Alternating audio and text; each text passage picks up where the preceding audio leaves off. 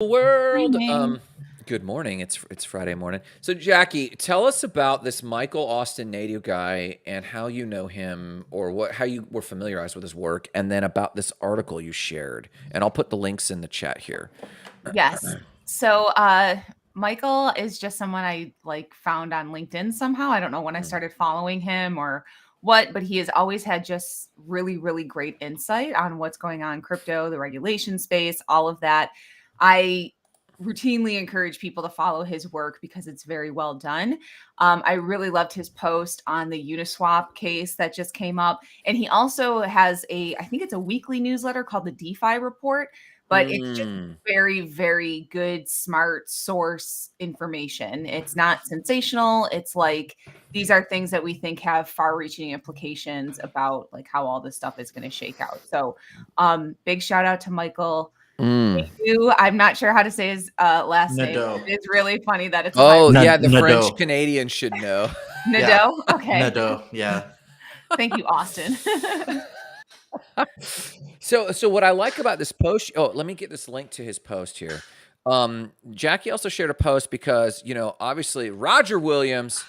Good morning, Roger. How are you doing, sir?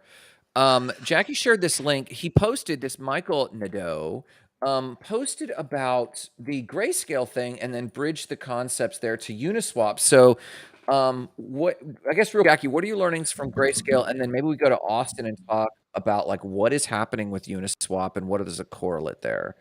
Well, I think in his post he mentions that like grayscale is getting the attention, but honestly, I agree with him. I think the Uniswap decision is more important.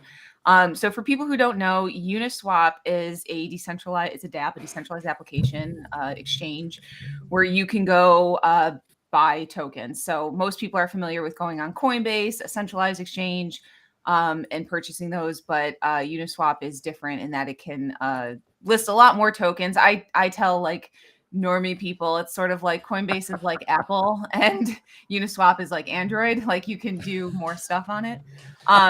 You also get access to the tokens that DJ are token. a lot cheaper. I mean, if you wanted to get in Pepe when Pepe was the start of the run, you had to go to Uniswap. You couldn't get it on a centralized exchange. Most tokens start on Uniswap or PancakeSwap, one of those two usually, and then they make their way to a centralized exchange from there. Correct. Which I think when you're in the crypto space, you can appreciate that process. But some fool out there put $10,000 on random coins. Yeah. And I'm not gonna say you guys say it. What Pepe? Was it Pepe? No. I hate swearing on LinkedIn, but on shitcoins, he bought $10,000. I hate swearing on LinkedIn. I do. Oh my god! Jackie, you can enjoy her swearing elsewhere, but on LinkedIn, okay, I'll say shitcoins. So Uniswap also has an entire corner of the shitcoin hood. That's where we're at. So he lost money on altcoins. Yes. Yes, I see, but meme coins. Meme coins. Okay, we'll say that because I think there's good altcoins out there. And anyway, this man or woman, actually, I don't even know. Their name is Rizzy or something like that. I don't know. They lost $10,000, so they decided to sue Uniswap for even listing these tokens to begin with. Oh my gosh. The judge on this case is also the judge on the Coinbase SEC case. So I think that's kind of what Michael was pointing out the most, that like, this is interesting that it's the same person. And the case was dismissed. Saying that we can't hold Uniswap liable in the same capacity that we can't, a company that makes self-driving cars, whose fault is it if somebody programs it to or uses it to commit traffic violations? That's a pretty nuanced answer. Well, and I think it speaks to the fact that this is new technology. It can do new things, and sometimes old laws don't fit the parameters. And I think that's something Michael's post even pointed out was ultimately the judge said, this is Congress's job to make these new laws about these things. So that's it's a very interesting. It's a win, I think, for the crypto community. Is it? Yes, it is, and I think it's a huge win in terms of the Tornado Cash case, because unless they have direct evidence of him directly collaborating with terrorists or drug dealers or anything, the argument about Uniswap, because they don't have control on what people do with their swap, should, and I'm not going to say will, because judges are fickle and everything Yes. like that, but should also apply to the developers of Tornado Cash, because they don't control what people do with their software. Yes. And Interesting. this is potentially a huge relief for developers across the space, because as long as they're not directly doing anything or knowingly doing something that will cause harm or is illegal, what people potentially do with their software is not their fault. They're This will not be liable. nuanced though. I what this makes me think of with the IRS, the difference between tax avoidance and tax evasion, right? In the United States. And I'm sure it's similar in many other, global north countries that have these laws, or any country that has these laws. It's a nuance, it's a fine line. And I actually had a person get caught up in this, and they, in their minds, legitimately knowing this person, were doing legal tax avoidance, but the laws were just ambiguous enough so that government workers, if they really wanted to make an example of someone, the laws were just gray enough that they could make a claim that it was tax evasion, not tax avoidance. And so, this kind of pushes the average consumer or, taxpayer in this example, really stay clear of anything that's kind of misunderstood or gray. With Tornado Cash versus Uniswap, I get what, this idea that Jackie's talking about, like self-driving cars and like self-driving apps. And it's yeah, because this is just made to swap. Cool, get it. Tornado Cash, what is its purpose? Its purpose is literally to avoid and obfuscate transactions, correct? No, it's basically to conduct private transactions on the blockchain. So say that in IRS English. I feel like Austin just told you the technology, and Grant, you just pointed out one of its capabilities. But yeah. So it's like, I mean, it's cash. Tornado Cash is cash. It's just Grant, you can't really I give you $20. Yeah. You go spend that $20 at the Dollar Tree. Yeah. And then or maybe not even, some local convenience store. Okay. And then that convenience store owner spends that $20 on something else in cash. Yeah. No one can track that. And that's the same thing. That's Tornado Cash is essentially that. It's the movement of that $20, and they're just making it so that, maybe I want to send you money, but I don't want anyone else knowing that I'm sending you that money, because so it's because you're Grant. Is privacy. Yeah. So, and I guess that in my parallel to tax avoidance versus tax evasion, it's unclear where the correlate is, and I think that's kind of its power. But does that put it at risk for a judge to come in the Tornado Cash case and go, well, they bought this obviously for swaps. You obviously bought this for anonymity. Well, let me ask it this way to either of you. Is it legal or illegal to operate anonymously? I don't think it's illegal. I mean, I don't think either. There's Victor coming in with Victor. We know, Victor, but if you really believed that, Victor, it wouldn't be Victor Rivera on here. Yeah. It'd be African art NFTs. Jackie, do you know Victor? You met Victor at NFT. I don't know that we've ever met. I don't know that we met in person. He's a faithful degen, but is also part of phenomenal NFT art projects. And I would say Victor is almost like the pusher of undiscovered NFT artists. I have followed him on LinkedIn for a while. Okay. So we are connected on LinkedIn. Okay, here we go. I certainly know who he is. Okay, boom. But Aussie, finish your thought there. I'm so sorry. No, I mean, I don't think privacy is illegal. Money laundering is illegal. Right. Funding terrorism is illegal. Okay. So I not privacy. so do you think like so when the telecoms were dealing with this, like like are you guys aware of like the NSA backdoors to all of the major telecoms in the United States? Like this was the whole Snowden thing. I think the last time I was on your show, you guys were talking about this. I don't even know how we got sucked into that. Then sorry, Jackie. You were the most put together person on our show. But for some reason, when you're here, it draws out like It draws out his like really dark side. DGen side. But my point though is like in order to like be able to move forward unimpeded as a telecom, they had to agree to incorporate these backdoors. Do you think deals like that are on the horizon for things like Tornado Cash? I think it's too decentralized for that to happen. Could be. I think there's gonna anybody can. There are other mixers or washers like Tornado Cash that exist, and you can still use them. They're not being pursued.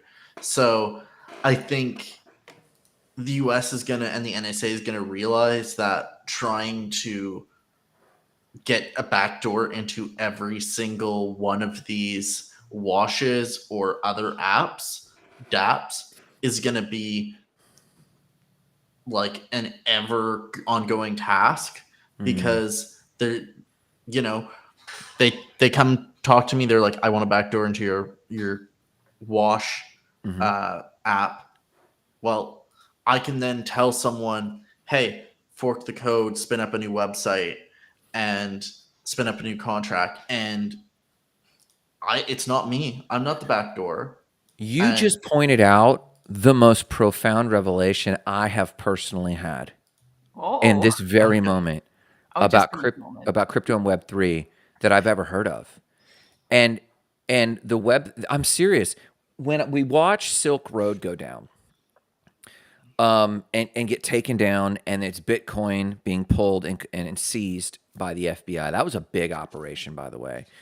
And I remember because I think I told Jackie on Alpha Drop, like that's how I first got introduced to Bitcoin was on the dark net and the dark web. And when Silk Road went down, as a website guy, I'm like, well, you could just copy the site and boot up another one. And I was like, oh my God, that's so laborious. But the ability to just fork the code, that's profound, bro. Like this, like that is evidence of the exponential growth that has been Web3 from the underside, the tech side. That's the best thing I've heard yet. That's a great point, man. My God. All right. Well, I don't know how we degen from someone as reputable as Maiko Nadeau to Tornado Cash Wash. Have either? Well, I mean, I think washers. Have either of you used services like that before? Just curious. I personally haven't. I haven't had the need used to, them. but I have like looked at them, and I do know people that have. I actually know how they work. Yeah, I know someone with NATO that's used washes. Okay. Maybe I need to quit. Go ahead, Jackie. It's interesting because I have not personally used them, but the people that I do know use them are not dummies and they're not degens like you think. They're smart people. They're people that know things. I mean, I think meaning they're using them with good cause for good reasons. I think if you were, lucky enough to get into a lot of this new technology, you're always one step ahead of the game and you're protecting your assets to the best of your ability. And I would say it's more that. I don't think it's nefarious what they're doing. I think they're just one step ahead of the game. And, the rules of this game are in flux right now. It's very volatile right now. And that's in any field. Money is a field. Like I said this before, it's a product, it's a thing. There's people, and I was even thinking of this earlier today, money is easy for all of us to have these emotions and feelings and everything about, but it's an industry that's concerned about preservation. It's an industry that, it employs a lot of people. Mhm. So it's going through a metamorphosis just like every other industry right Interesting. now due to new technology. So if we don't think people within the industry care about the future of their jobs and the future of how they work, you're just being short-sighted. So Yeah. yeah. And I agree with you. I just, you know, we talk a lot offline and online to the public who's watching right now. All three of us in different WhatsApp chains and all kinds of conversations going on. And there's always this question, and this is what I like about our particular cohort. I include Jarrett, who's out there in the world, and like our second ring and third ring of friends that we share or don't share. There's always this almost not like conclusiveness, but inquisitiveness of like, is this maliciousness by people in power, or is this some other free hand of the economy, someone else's greed index, and not as a judgment against them? Like I don't view that as a qualitative flaw in someone's character myself. But when you say this, yeah, money's an industry. Like milk lobby gonna be lobbying, right? Like cheese lobby gonna be lobbying, like the money lobby gonna be lobbying. You know, they're and what they just like anyone, they feel like everyone always feels like they just got stable. I just Right. got stable and making money in my industry. And, you know, and so, yeah, I bet you the biggest proponents of old money, fiat money, Web 2 money, I bet you the biggest proponents are like, come on, man. I just, I just started making mine, you know, Yeah. like, you know, so I empathize with that. I've also seen people use washes for very strategic reasons. So they might be very big public figures, maybe in the Web3 space, maybe in other spaces, and they use it to basically make sure people don't follow their trades. Their Oh, wallets have been like people who are very good at snooping the um, snooping the Or blockchain yeah. have been able to track people's wallets. Track like, oh, this is likely so and so's wallet. And so what they do is they use washes to move money around so Mm, that when they're getting into maybe a new project or something like that, and they don't want everybody copying them, mm-hmm, they'll use a wash. So mm, then they don't yeah. have that. And when they're ready to talk about it, they can maybe wash the money back, or they'll do Mm-hmm. something. They'll expose that wallet. Jackie, And what was then that thought? Oh, sorry. Sorry. go. I thought you were done. well, I mean, it's just I wanted to point out too, like going back to this Apple and Android example that I'm using because I go to it a lot. You know, we have choice in lots of industries, and you like Aussie and I just said we don't use Tornado Cash or whatever. We know about it, we can talk about it. But same thing, like if you want to be safe and you don't want to get wrecked, then go to Coinbase, go to centralized exchanges, like do what you're comfortable with. You don't have to play in every playground just because it's there. And I think it's good in just human evolution that we continue to have these choices and ability Mm, to explore, right? yeah. Huh. So, real quick, if I may, Mhm. BitBoy. Oh yeah. Yeah. I love People, Ben Armstrong. I'll come right out and say it. Say it. I've enjoyed Ben Armstrong and BitBoy Crypto for a long time. So I don't know if anyone did you guys follow his channel or were you I was mean, following it for a while. I listened. He was one of the first crypto Yeah. channels that I found in 2020. But I wouldn't say I followed him a lot afterwards because I very quickly kind of found the showmanship and um, the very clear kind of like shill, hardcore beliefs in certain like tokens or certain things to kind of sour the taste in my mouth for the stuff that he shared. But he's very sensational. yeah, That's a good word. That's a Yeah. good. Aussie, do you in general not prefer sensational characters? when it comes to crypto, I don't, because I feel like sensationalism in crypto is kind of what tends to mislead people. I agree with that. Jackie, in general, even outside of crypto, do you tend to gravitate towards or away from sensational people? I mean, I'm a female, so drama and sensationalism is my second language.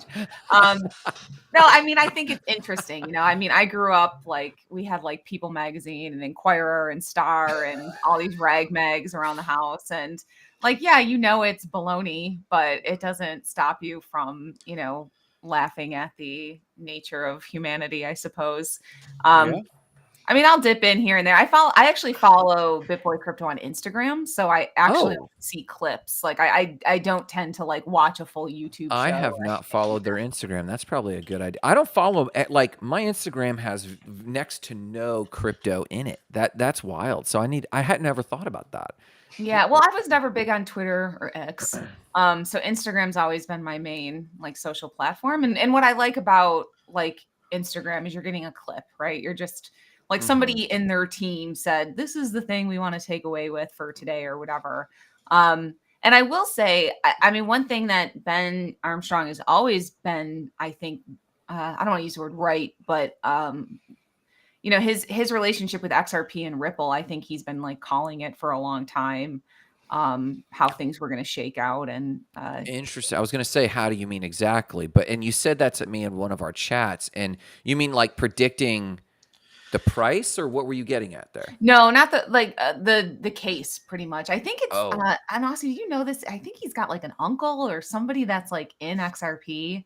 Um, He's got anybody. I think he talked with the XRP team at one point. He got into XRP early. I know that. I I don't know. Do you guys own XRP? I do not. yes. He does. Yes. Jarrett and I don't. It used to be my Cardano holding. So, and not financial advice to everyone watching, but like when I first got my biggest holdings for years, like from like 2015 until maybe 2018, my biggest holdings were Ethereum, Ripple, Bitcoin. And Ripple it was a huge percentage of my portfolio. And then I had to move some stuff. Actually, if Aussie lost money, or maybe Jarrett, it wasn't Aussie. It was if Jarrett lost money because he followed me into Wonderland Time. Aussie messages me doing his job, watching his bros back, and said, KuCoin's making noises, they're gonna collapse.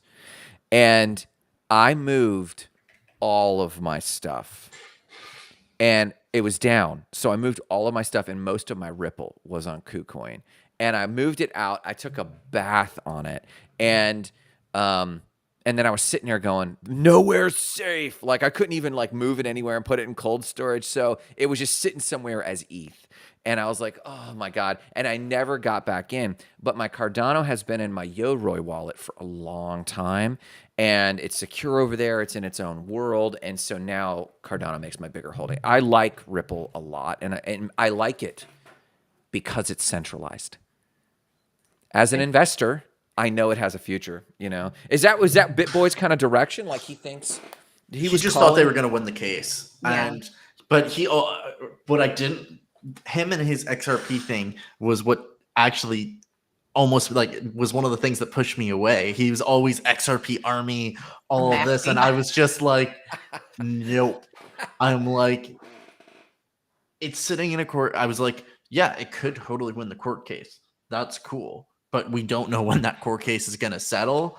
He was calling for ridiculous prices at different points on XRP, and I was just like, yeah, no. When someone's too much of a fanatic like that, that just turns me off.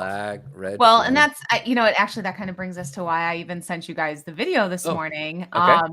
So if people know, Ben was asked to leave the company essentially because of his hostile behavior and you know whatever. So and it was funny because when I first heard of it, they said he relapsed and he in the past had an addiction issue. I think it was like cocaine that he was cocaine and meth back in like 10 years ago. Yeah, long time ago. Cleaned up whatever. So that I was like, oh wow, like an addiction relapse is hardcore. Like that's crazy. Mm-hmm.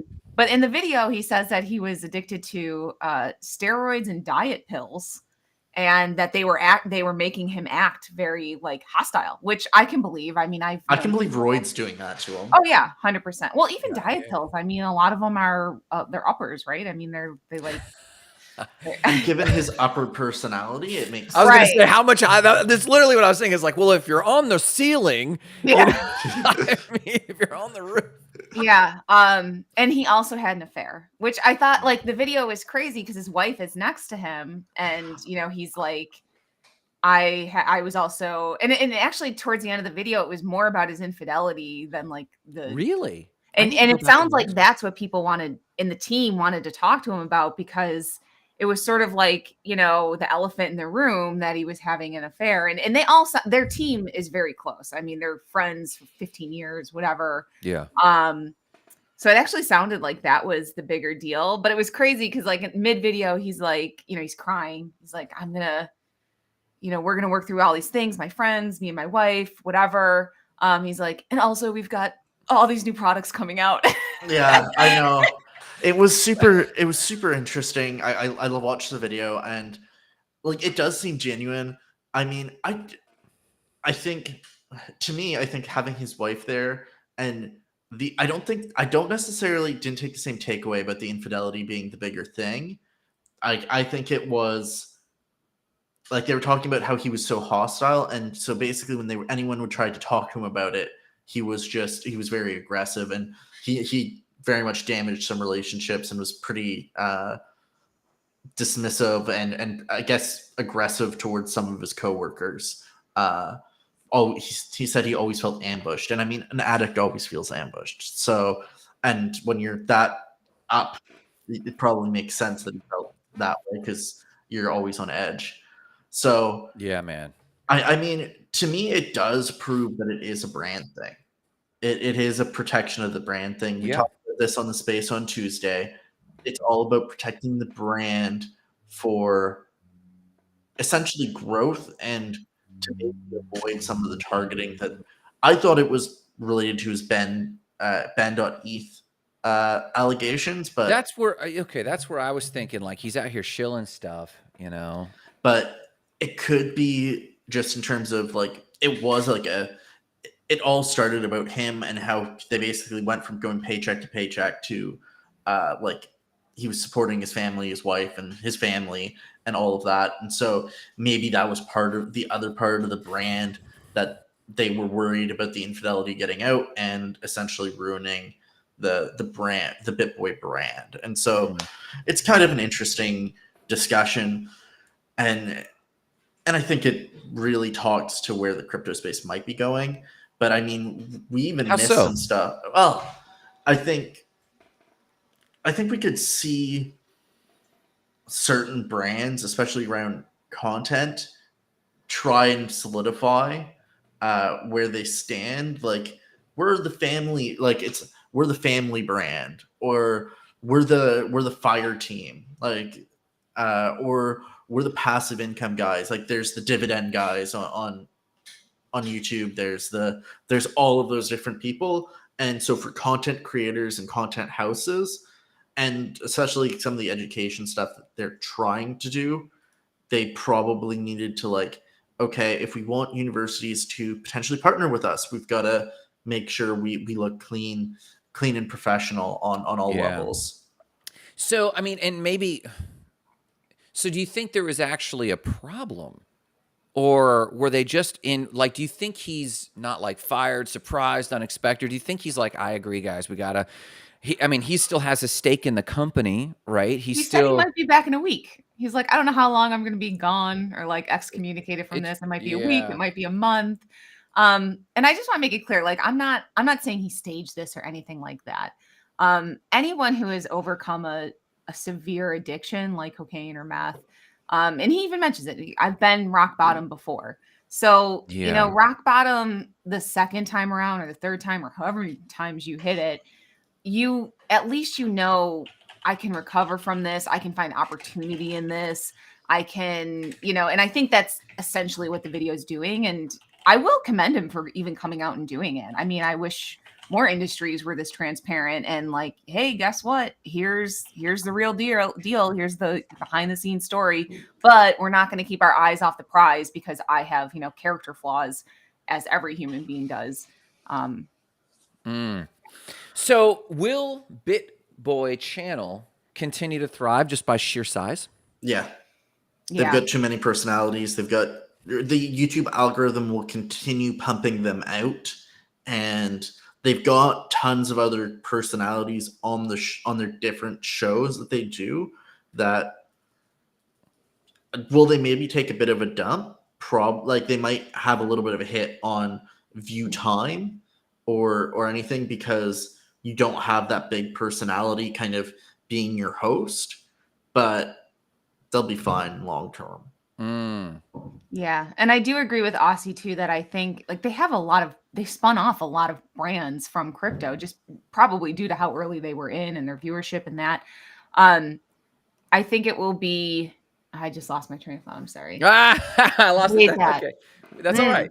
That's all Oh, right. that's what I was gonna say. He's sort of like a Grant Cardone figure to me. Like he's got that feeling of like Aussie was saying, like we're the family brand. We want to help people secure like money in crypto and like change your lives, that kind of thing. And I think he even mentioned in the video, he's like, you know, we've spun off more millionaires in the crypto 2020 bull run than than like anyone. anyone else. And yeah, so I think and that's why he's doing this like cleanup right now.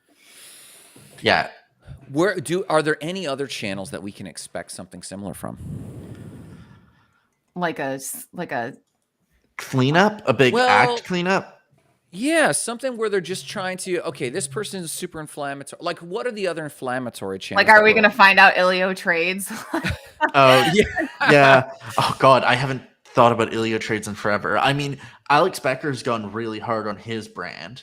If we look at what on what he's doing, he's really positioning himself again about like towards like young macho males and like and like calling out I guess beta guys and stuff like that. God. And like he's really positioning himself in that way to attract that specific audience. I definitely feel like he's positioning. I wonder where Crypto Banner, like if we'll see anything go on with Crypto Banner. That's probably they're not too inflammatory though, right? They can sometimes have some comments that seem a little bit off, and there's definitely a few things that are kind of a little bit shaky sometimes that they say, or relationship wise between them, but they're not. I wouldn't say as inflammatory as BitBoy. Altcoin Daily can say some pretty get some pretty big flack, and I know Coin Bureau is trying to like clean up who he's working with. I've been seeing that he's looking like he just made a post recently with like looking for new crypto collaborators, and to me that sounds like he's kind of cleaning shop of some of the people that either they're too hardcore in certain aspects or they're falling off the wagon in terms of crypto, and so he's kind of cleaning that up. What is going to be the big not crypto bros scandal? That's should we invent one? Yeah, let's invent one right now. Let's invent. Well, what are we going to invent? It's got to be surprising. We don't have like a polyamory house like SBF, so we don't have that, and we obviously don't have billions that we've rugged. That's that's the thing. These guys are ruining all the good dramas. We were secretly smuggling like cocaine across borders from Bogota to Florida to Canada. Yeah, we got. Wow, the Americas are covered through crypto bros. That's how we were fueling our crypto addiction. That's too funny, man. Yeah, I don't know. Like, we'll have to come up with a good one. Maybe our drama is that we have no drama. And maybe we could like ruffle that up that is its actual drama. We're actually normies. We're like the normies of content creators, right? Like who's the normalest content creator? That's a great question. You know, I feel like I don't know. My knee-jerk reaction is like Charles Hoskinson. Like he's just so like I love his YouTube channel.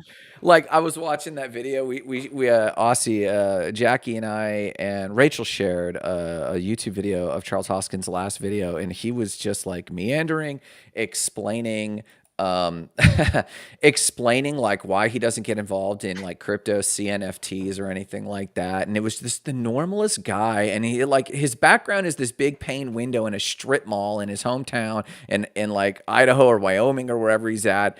And it's just like, well, no, maybe they sometimes send them to me as, gifts. And you don't want to waste them, so I hang them on the wall. But like, that's no way an endorsement. It's like the normalest conversation. He's like young too. I mean, I think he's like 35 or 36 or something like that. Like, I thought he was older, and then I was like, what? Charles is my age.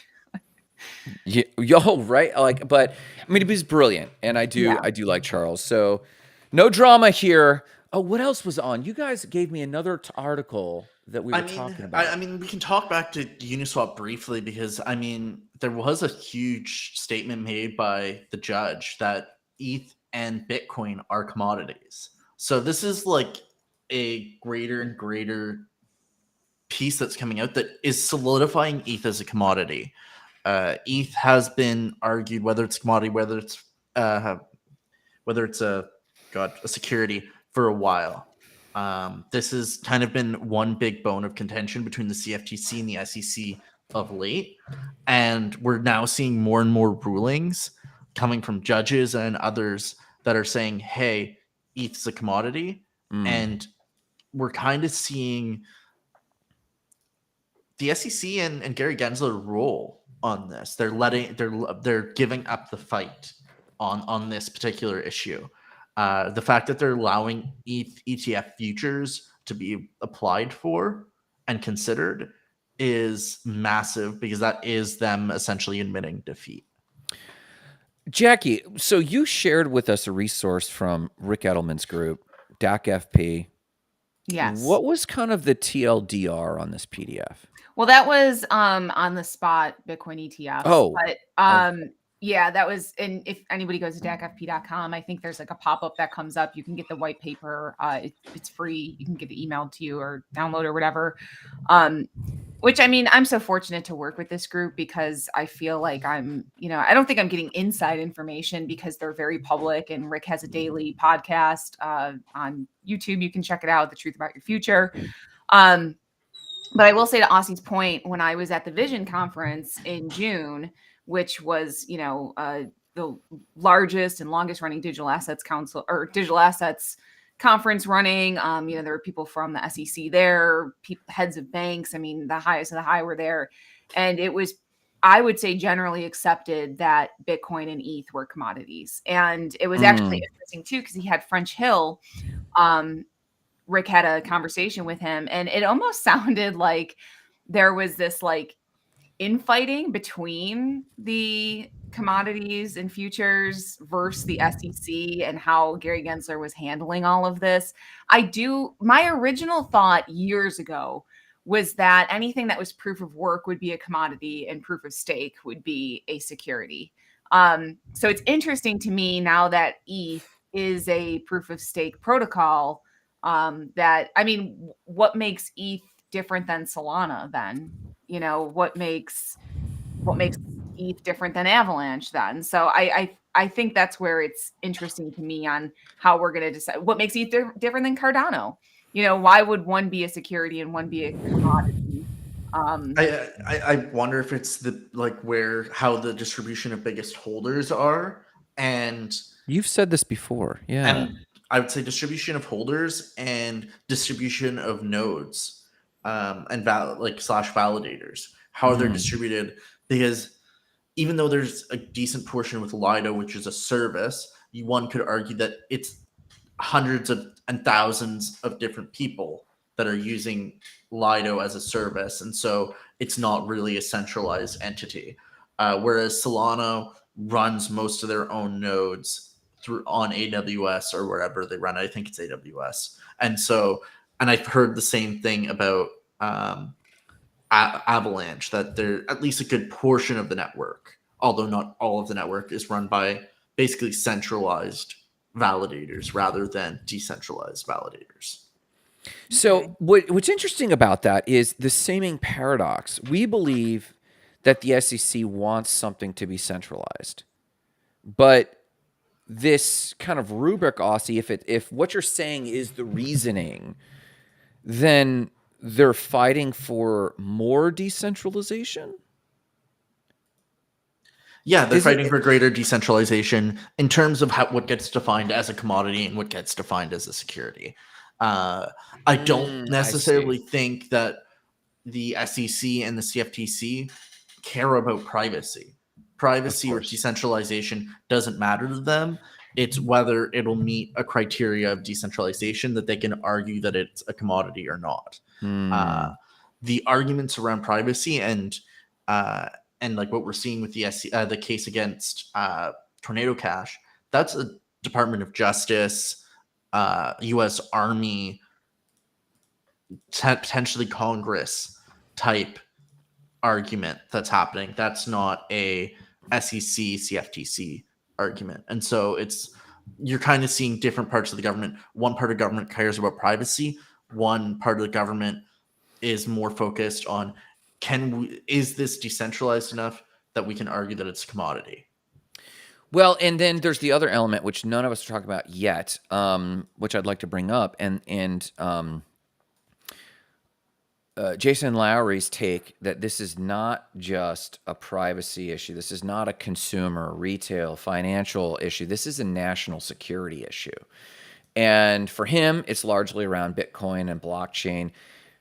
How much of these conversations is another dynamic pulling at or putting pressure on SEC rulings and judgment rulings? Like, how much, like, do you think this is entering the conversation for the SEC at all? Or do you In the think that back rooms. I don't know that's if what it's I'm in. wondering? I don't know if it's in at the SEC level, but in the governmental level and like within the White House and everything like that. I think in the executive branch, this is probably a conversation that's going on in the back rooms. It's not a prominent discussion, but it's a backroom discussion.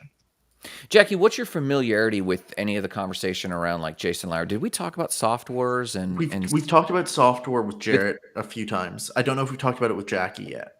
I am familiar with this whole push, and to me, I don't want to get like too deep here, but sure. I think everything comes down to how do we source the things that make all of this go. So what I mean by that is I think you guys are probably familiar with like the tragedy that is cobalt sourcing right Yeah. now. You know, we have thousands of people in legitimate human slavery mining cobalt that goes in all our batteries that makes our little cell phones and everything else go. And to have anything digitally native like Bitcoin, like crypto, you have to look at what countries have a stronghold on sourcing those rare earth materials, minerals, all of those things, because that will drive how international law works, how it drives power dynamics. So I again, I'm trying not to get too deep here. Um, but I think that's something we all have to be cognizant of in tech. Like if this is what we're pushing and this is what we're saying, I always encourage people. It's why I love proof of work so much because yeah, Yeah. Jared, entirely right. It's why I love proof of work so much because it forces you to understand this is not invisible things that are happening. Yeah. There's mining happening. There's legitimate turning 3D materials into metaverse material or digital materials or whatever. So I think that's where you start to really get into the national security concerns. Wow, you just said a sentence that we will not unpack here, but you worked at a newspaper, Jackie, helping enter traditional media into the digitization age. And as you're talking about this visual came to mind of, okay, now that we've digitized information, like we're in the omniscience age, we've digitized all of our information. What we're doing now is digitizing our raw material. We're literally taking physical cobalt, we're slapping it on the blockchain in your supply chain world. But then what's more, it's now whether itself or whether it gets alchemized into our virtual spaces, we're literally consuming this material. That just that visual struck me sideways for sure. And going back to this military thing and like figuring it out, the as a national security issue, we were able to, with Web 0.0 and Web 1.0, we spent almost 50 years allowing the industrial military complex to figure out what they were doing first. Mhm. And then they rolled it out to us. This really is an upside down, topsy-turvy rollout that they're trying to figure out. And so, like, here, I mean, everything that went on, like Satoshi shows up and goes, here's money. And like, Ethereum then shows up and is like, here's Web 3.0. And then the government wakes up and goes, come again. Well, what was I mean, wasn't there somebody like 3 billion in Bitcoin was just discovered in some like random wallet or It's Robinhood. So I think we found out it was Robinhood. okay. Yeah, you were hoping it was the government, weren't you? Yeah. No, I'm not saying, but I mean, honestly, these discoveries can come out at any time. And to your point, Grant, if I can set up a small solar farm somewhere and, use that energy to mine Bitcoin or whatever, and then I can, that Bitcoin can immediately be traded. It immediately has value. Like, what are the implications of that throughout the world? And so I think, honestly, these ETFs and everything coming up, like getting the institutions in here is going to mitigate that type of chaos. And despite how people feel about that, there's probably a necessary reason for that to exist. Well, Oh, go ahead, Aussie, please. And it's interesting because the ETFs all got delayed by another 45 days yesterday. Yeah. Right. We were all excited. We were all like, woo. Everyone was like, Grayscale, we're getting ETFs, yay! Bitcoin's going to 100,000 tomorrow. Yeah, and then we get everything's delayed, and I'm like, Grant, on Tuesday I called Grayscale a nothing burger. Yeah. And who was right? Bitcoin is right back where it was. Oh, is it? I didn't even check. Grayscale. I haven't even looked at the price today. You're right. You were right. I was talking to Crypto Mommy, though, on Twitter. We were chatting. She was rolling out, like, whatever her schedule. Now, like, anyone going to permissionless is like, here's my schedule. And George Totorola was like, what are you guys doing? And this is kind of when these events kind of get a little more exciting, but also you start to feel like the crush of the chaos of what these events are going to be. And it's like, can I just eat barbecue and attend? Like, can we just do that? But Crypto Mommy was talking. We're going to In-N-Out Burger on the Saturday night. Or Sunday. I think we're going to In-N-Out Burger on Sunday. Don't worry. Simple. Let's keep it simple. But she was mentioning the same thing that I think Jackie and I and Rachel talked about. I think you mentioned on Tuesday and Jarrett mentioned, and it seems to be the consensus that once these ETFs and institutions roll out, this money starts to get locked up in cold storage. And that decreases velocity and that decreases volatility. And so the trading class, the traders out there, are kind of like going, oh man. And so does this kind of extend the party because volatility is where money is made? Or do you think that there's I hope so. Selfishly, I'm like, can we just get one more rager in? Can like one more bull run of just like debauchery like happen? I think there's going to be a lot of debauchery in this next bull run still. You think? If we look at one example that a lot of people like to use talking about the Bitcoin ETF is the gold ETF. The gold ETF took a few years before it really had an impact and a stabilization factor on gold. If we look at the data, I think it came out in 2004. My dates might be a little bit off, but it was 2008-ish where, I think it was like 2007, 2008, where gold took the huge jump to the price where it is and has stabilized essentially in that area. And so at least my thinking is that we probably have this next bull run where we kind of get a little bit of that. It's still kind of degen. It's still kind of everything because the ETFs, what everyone isn't thinking about is they can only basically start buying Bitcoin when they have people buying the ETF. And so you might not have the immediate adoption and the immediate of BlackRock telling their investors, hey, come buy Bitcoin. It's a good investment as part of your portfolio. And people actually listening is going to take a little bit of time. but they're still going to seed it. They'll Like, seed a little bit, maybe 100 Yeah. million. Like, but consider the market cap of True. Bitcoin. Sure. Bitcoin's in the billion, like several billion. I mean, the market cap of crypto is $1 trillion. Even if each company, I think there's 10 companies, maybe a little bit more, you're talking about $1 billion seeded Sure. into Bitcoin. That combined doesn't even make them exceed Robinhood in terms of Bitcoin Interesting. holdings. And these ETFs don't include shitcoin season, altcoin season, and only a few might even start really incorporating Ethereum, if at all. None of them will include Ethereum until we get to the futures ETFs that will get approved at some point, likely before the spot, although we're not 100% sure. Interesting. So Jackie, don't worry. The party's on. I keep thinking about like, I think it must have been late 2020 when Clubhouse came out, right? Late 2020, like It had to have been, like Christmas Eve of 2020. I remember getting on and like it was amazing for crypto because like there were so many people like deep in the industry in there.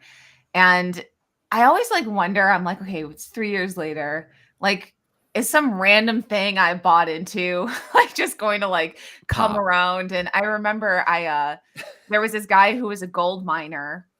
I can't even remember where he was like, but his social accounts like actually showed him and his team like mining gold, like the real stuff, putting a timber down to try to get the vehicle over and like all these behind the scenes. So he was like an actual like sourcer of gold. And he created this token that you could like, it was almost kind of like a stable coin, like you could without all the like actual legal stuff behind it. But you were buying this token and you were actually getting exposure to like an ounce of gold that was actually held somewhere or whatever. Yeah. I think it was like $99 to like buy the token, and like I still have it. And he hasn't like posted anything recently in like the last 2 years. So I'm like, okay, it either just like went defunct, but there's like still this thing and my most successful things in crypto have been like surprises like that, like out of nowhere, something I did, 6 months ago or 8 months ago, all of a sudden comes back around. So keep the dream alive, Jackie. Like keep the dream alive. I have a few bags where you're like, well, maybe my 35 million of that coin's actually going to pop one day. Oh my gosh. You know how well I did on Mana when it went to like $4 or something? Like I was like, yes. I'm a genius. So quick question for the both of you with micro moments left in today's show. Flat coins. Do we pitch Coinbase on our flat coin proposal? Oh, maybe we'll do the NCB flat coin, but no, they're doing their own flat. Oh, no, they're asking. Coinbase Ventures is asking for someone to pitch them on how they're going to develop a flat coin. Okay, so Jackie, are you familiar with flat coins? No, I'm looking it up now. So there's stable coins which are pegged to the US dollar. Jackie, you might love this. But they go up with inflation. So they're pegged to the CPI. They're pegged to CPI. So their purchasing power never is eroded. Okay. I'm on Tokopedia looking this out right now. So Coinbase. Grant, pitch Coinbase on our flat coin idea. We could call it Pax Romana, and then we could literally just make it like Caesar's coin. But like I'm telling you, we should pitch because Jackie, what happened is Coinbase has now come online on Instagram pretty strong, right? Yeah. And their Instagram account, they recently posted that they have a huge venture fund that they're like, listen, here's some of the projects we want to see pitch. Pitch us these projects. And the flat token was something Aussie and Jarrett and I stumbled on 2 months ago or so, give or take. And the idea of pegging to consumer purchasing power, consumer price index or purchasing power was profound. And with your focus on, or just your constant attention on equanimity, I thought it might be something you might dig looking into further is the flat coins, but we don't have a reliable one yet. Go ahead. What were you going to say? Me, nothing. I was just going to say, I'm going to look into this more. Yeah. Yeah. Are there any flat coins out there? That's what we're doing at permissionless. I think we just found out what we're doing at permissionless. And Jackie, you better come down because you're part of the. I know. Can I put a a call to action out. If anyone wants to sponsor my trip to permissionless at this point, Let's get it I will together. give Yeah. you my Venmo, Cash App. I've like reached out to a few people. I'm like, so do you guys want to send me to permissionless? And they've been like, not really. Yeah. So if somebody out there wants to see Jackie Roach I'll reporting show live you. from Yeah. Yeah. permissionless, That's too I'm funny. accepting funds. But I'm expecting now. I mean, it would be interesting to see what tricks the government pulls on the first entrance into those who enter the space of flat coins. Yeah, Go but ahead, if you do it Austin. under Coinbase Ventures, you're protected. Because Oh, is they know the Masonic hand gestures, and they're like, "Welcome to the centralized." His hand. What is it? The Cyclops, the Eye of Ra. No, Okay. yeah. Yeah. That's too funny. Not that I've looked into this too much. Yeah. So for those who don't know, we degen the last 5 minutes of the show. Please enter our Flatcoin. So I just thought it was curious. And honestly, on a serious note, do we know of any actual Flatcoin projects that have actually launched? Frax has been working on building their Flatcoin. They're a stable coin right now, but they've been working on building their Flatcoin. I don't know if it's really fully there yet. It doesn't. I know it doesn't have a lot of wide scale adoption yet. So they're the one that I can think of off the top of my head, but I don't know of anybody else really going for the space just quite yet. You know, when I first heard about flat coins, I laughed. I had an LOL moment like later in the day when I thought, for the type of for the reason Satoshi launched the Bitcoin white paper on the wake of the Occupy Wall Street movement, wanting to throw off the man, and then you jump forward to whoever came up with the first stablecoin idea. I don't know who came up with. I don't know what the first stablecoin. Maybe it was Tether. I don't know. It'd be interesting to find out who.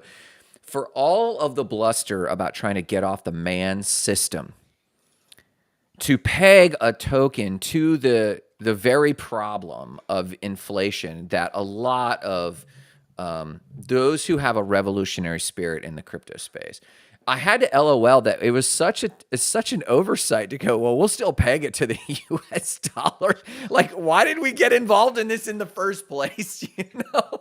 Well, to your point though, I feel like one of the best things about crypto, and I think Dan Held has said this for a while, is, you know, when you get in, you start to learn all of these things you didn't know about money, all of these things you didn't know about how commerce happens, all these things, national security. I mean, look at how many topics we touched on in 1 hour today. Yeah. And to that point, like me going down this flat coin rabbit hole, thank you guys. Yeah, you're gonna thank us in like 7 hours when you're like when you didn't sleep and you you drank 4 cups of coffee just to try and keep your eyes and remember what you learned. Yeah. Well, I mean, but I'm even just my cursory research right now, like just a few websites I went on and a few words I've had to look up on dictionary.com.